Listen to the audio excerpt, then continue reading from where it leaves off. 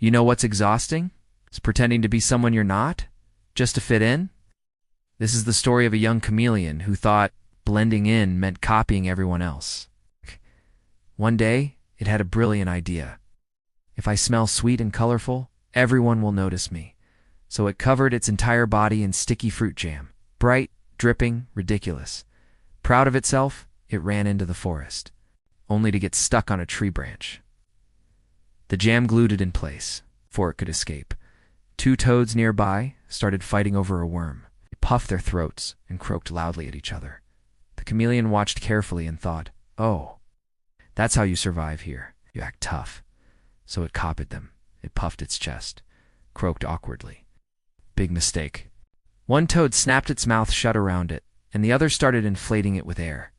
Within seconds, the chameleon was blown up like a balloon and floating helplessly above the trees. It drifted through the forest before crash landing on the ground. Jam gone, colors faded, pride completely crushed. The toads laughed, but then for the first time the chameleon felt small. As it wandered away, embarrassed, it spotted another chameleon. She moved calmly through the forest, her skin shifting beautifully with flowers and leaves, pink near blossoms, green near vines. Effortless. The young chameleon followed her, copying every move. She climbed a vine. It climbed too. She blended with leaves. It tried. Nothing happened. It strained harder. Still nothing. Then, a loud, awkward fart slipped out. The forest burst into laughter. Birds flew off. Insects scattered. The chameleon wanted to disappear. But this time, it didn't run. Just sat there quietly thinking. That's when it noticed a glowing insect nearby. It picked it up.